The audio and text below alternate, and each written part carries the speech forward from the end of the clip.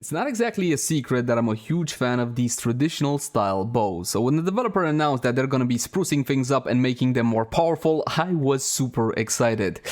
But the question is, did they deliver or not? Well, it is Malice, and Malice got... As always, my name is Leyzar, and today we're gonna be diving deeper into the Incarnon Paris. I got an endgame setup because these Incarnon weapons are not exactly new player friendly. That said though, we're gonna be going through everything that you need to know. How to build a weapon, what evolutions to pick, what kind of options you have, and more. So without further ado, let's jump into the Incarnon Paris. Let's begin by checking out how the weapon handles without any mods equipped. And for that, just a couple of our regular free shots. The Incarnon Paris will depend heavily on what Paris you chose to use the Incarnon Adapter on. The optimal choice will be the Paris Prime. Now the weapon itself in its normal form can be fired in two different ways. You got your quick shot and you got your fully charged shot. The fully charged shot is going to be dealing the same critical chance, critical damage and status chance, but 80% more damage. When you fully charge a shot, you got a visual cue and an audio cue. Take a look at the tip of the arrow. A couple of concentric circles over there, and there's a little bit of cha-ching.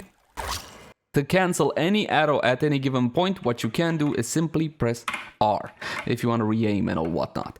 Now when you use the adapter, you get a fancy new crosshairs that changes configuration as soon as you go into aim mode, and underneath it you will have a loading bar. That loading bar will charge with headshots.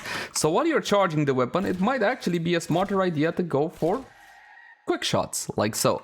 You can change to Incarnon form at any given point with any given charge, and this is how the weapon looks in its Incarnon form. It's basically the same with a little bit of weird growth on it over there. It's an Incarnon form. The projectile has infinite body punch through, meaning it's going to be going through every body that you manage to hit, but unfortunately upon contact with a surface it will trigger this explosion like effect. Now this is just a visual effect and it doesn't actually deal any damage to your targets. The projectile itself is very similar to the Fluctus if you ever played with something like that. It's thin but it's awfully wide, so you can hit multiple targets rather easily. The game treats this as a fat projectile, not as radial damage, not as an explosion, so bear that one in mind when it comes to actual modding. Oh, and one last thing, unlike the Cinta, this one doesn't have its headshot multiplier. Unfortunately, it was removed, so going for body shots might be the way to go depending on the mod setup that you have and your arcanes as well. More on that later. At any given point, if you choose to transform back, you will lose whatever charge you had, but again, charging the weapon is pretty simple, and going for headshots in normal mode is vital, especially if you want to retain some of the weapon's damage.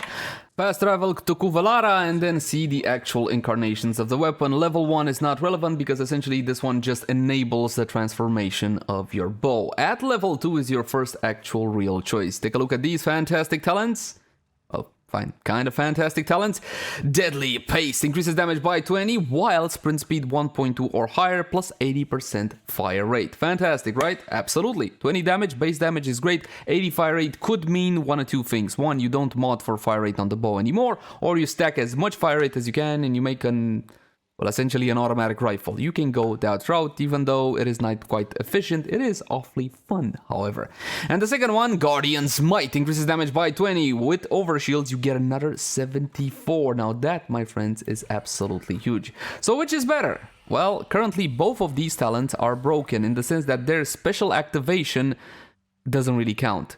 These talents are all the time active, both the passive and the condition part. So it doesn't matter if you have sprint speed 1.2 or higher, it doesn't matter if you have overshields or not, you're still gonna be getting the full benefit. So because of this, at the current time, what we're gonna be doing is going with Guardian's Might.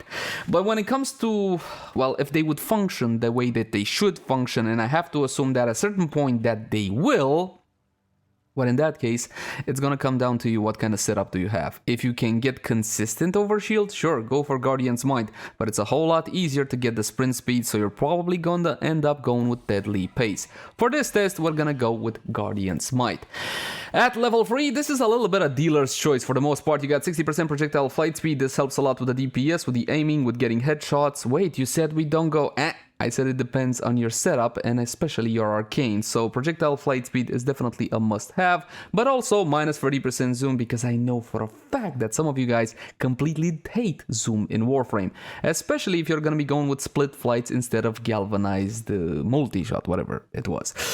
Ardent Trigger is the last one. Check this one out on punch through hit. Plus 40% fire rate for 6 seconds. The plus 40% is not really all that high, though. On punch through hit, you are going to be getting constant this one up, because let's be honest, in Warframe, normally it's basically a horde mode. But there will be situations when this one is not usable when you're fighting a single target. So for the time being, Swift Deliverance or Marksman Focus, like I said before, dealer's choice. The final talent, the most powerful talent. Well, yes and no. I have selected this one. Striking Succession on hit increases damage by 15% for 3 seconds, stacks up 4 times. This should be a multiplicative effect, so not stacking with Serration. Should, because half of these talents don't really function the way they're supposed to.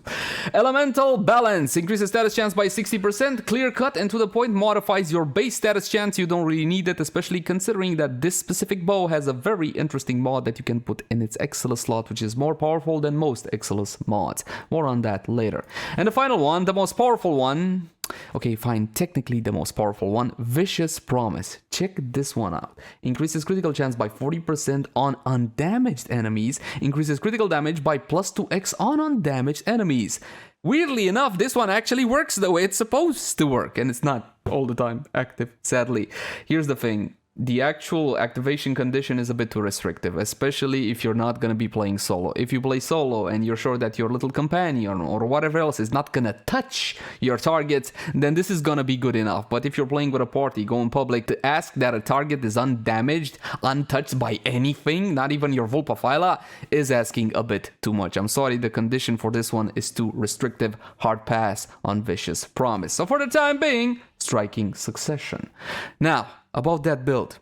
And it's gonna be looking something like this. You got yourself your Galvanized Chamber. Yes, Galvanized Aptitude does work on the projectile. Speed Trigger. Instead of Speed Trigger, you can go for something like Vile Acceleration, but that would mean I would have to forma one more time, so hard pass on that one. Critical Delay, Vital Sense, and Rhyme Rounds. Now, of course, the last one is gonna be the last 60/60 Vital mod.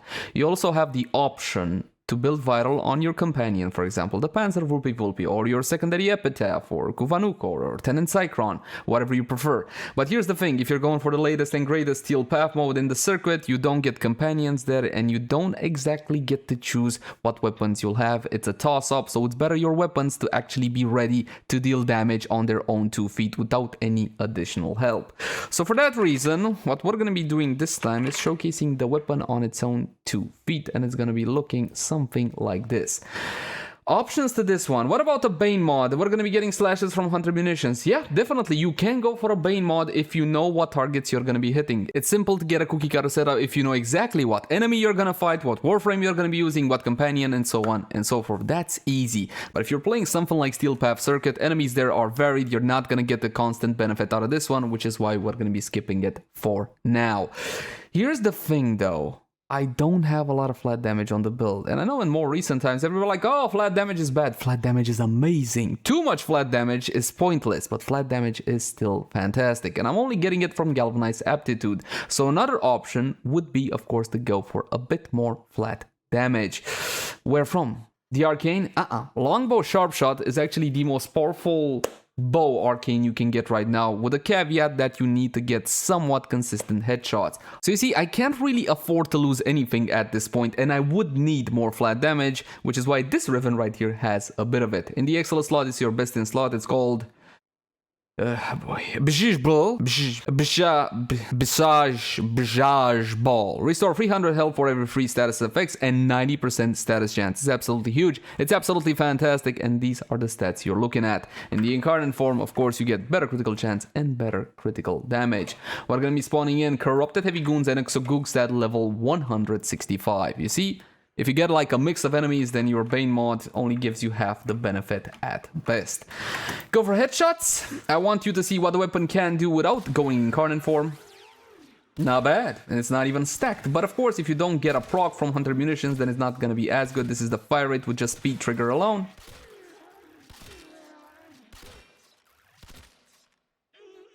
$52,000 there. 80,000 slash over there. Now for the main event, the actual Incarnate one. As long as you can get headshots, the benefit of that 4x damage multiplier that you can see on my buff bar right now is absolutely insane. And yes, the weapon can melt high level targets without much issue.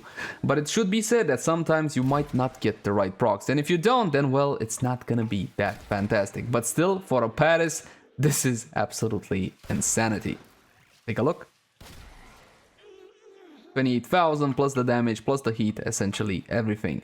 So that's one way you can go, but if you want to make this weapon crazy, the honest truth is that you're gonna have to get a Riven. Even with those talents being perma-active and broken at the current time, this is still not on the level, well, not even close to the level of something like a Latron, or even a Bratton, or of course the Strun. So what I can do is go like so. Toxin from the Riven will allow me to drop one of the 60/60 mods, and now of course I still have Vital on the weapon. Again, if you're going for normal content, average content, then you can use something like your secondary or your full profiler to apply those much needed procs. And this is not the final build just yet. There's one additional options for guys that don't like to go for headshots. Let's say that you don't enjoy going for headshots. I got something for you as well, but for the time being, yes, and that was without the multiplier. Riven makes a difference, a huge difference, because his Riven disposition of 5 out of 5, 400,000 bleed. Absolutely beautiful, and no Bane mod, no anything of the sort. Go for headshots, my friends, because it is more than worth it. Take a look at that. 300,000, 150,000. This is essentially the most out of the weapon. Fantastic. Of course, prices for Rivens have gone up ever since these Incarnon things were released, but you can still get one for what I like to say is a decent price, something like 150, 200 plat. You can get Paris Rivens and try to roll them. I would look for an element on them if you want to build the elemental combo on them. Another way you can build a weapon is to go for corrosive and flat damage. That one works as well, but if you're gonna be going against something like level cap, then it simply doesn't scale all that well. For the time being, this is gonna be the way to go. Fantastic, isn't it? Now the last option, let's say that, hey man, I don't go for headshots, I'm never gonna make use out of that arcane, cause you know I like to arcaplasmor it. I got something for you as well. If I'm gonna arcaplasmor it, at least I'm not gonna be using longbow sharpshot anymore. Instead, the obvious choice is gonna be primary merciless with the flat damage. Hey, I needed some flat damage. Anyway, it gives me some reload speed. Reload speed on bows like this one means the time it takes the Warframe to pull another arrow from the trigger. And instead of galvanized chamber, well, what you can go for is split flights. Yes, it works fantastically well on this one. All you gotta do is fire fast enough, which you definitely can. So let's test out the weapon like so. We're gonna go for body shots, no longer going for headshots, and we're gonna treat this one like an arcaplasmor. Let's quickly charge it with a couple of shots in that corrupted heavy. Is that an exogoog? An exogoog stat? And of course, now we can go like this. And now I got myself that additional fantastic multi-shot from Split Flights, which is beautiful. And Split Flights is a beautiful mod. And you know what's the problem with Split Flights? Is not even the accuracy, it's the goddamn duration. But look how beautiful it can be. So my friends, if this is more your speed, go for Split Flights and this setup. You're gonna have tremendous results out of it. Simulacrum testing is all well and good, but let's check it out in actual Steel Path gameplay. Papa, go for headshots though. For the sake of transparency, I'm gonna show you a run straight from the start. I just started, I got my Panzer Vulpa with me because I want you to see exactly how powerful this weapon is. If I'm gonna make cuts here and there, it's gonna be easy for me to make it seem more powerful than it actually is. That's a headshot, these are level 130. Corrupted, Steel Path, no Bane mod, baby, no Bane mod. Wait, stand still so I can headshot you. There we go, we got a couple of headshots, we're gonna transform the weapon. It's gonna be harder on these things. Never mind.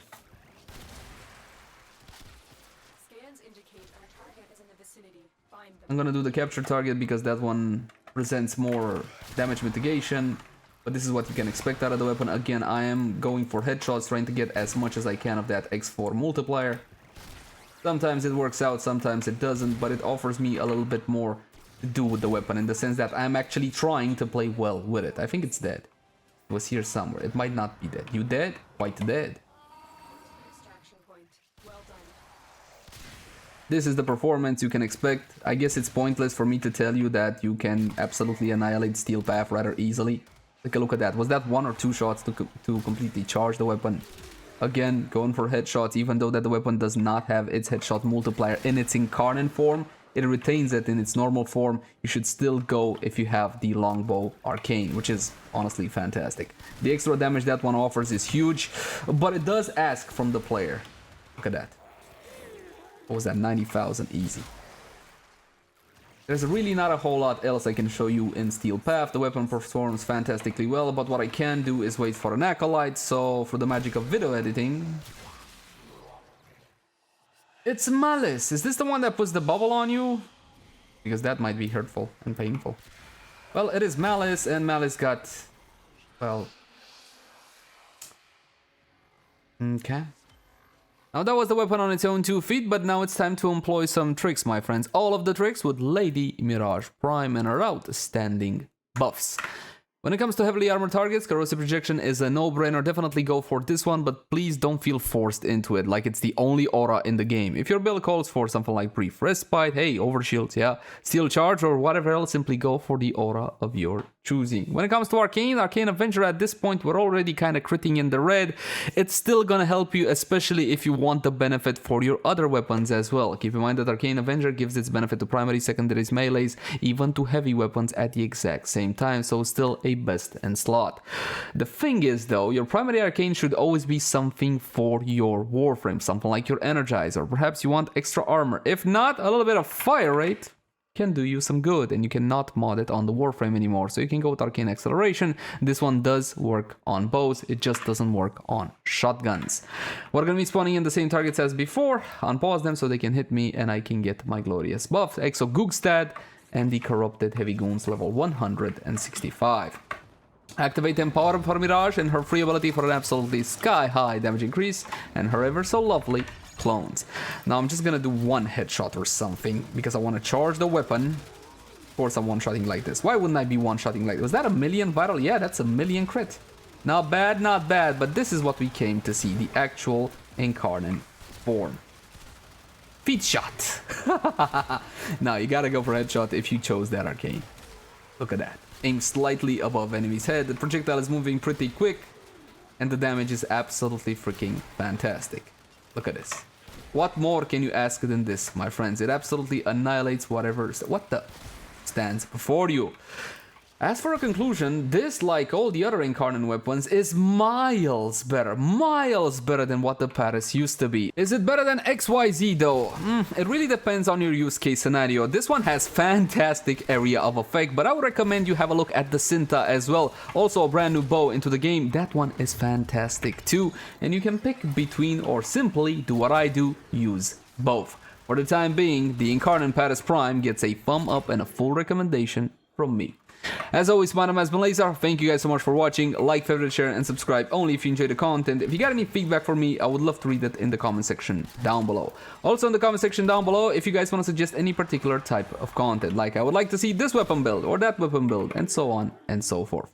You can also catch me on Twitch, Facebook, Twitter, all the usual places. But until next time, my friends, 2 million. Not bad, not bad. Bye-bye.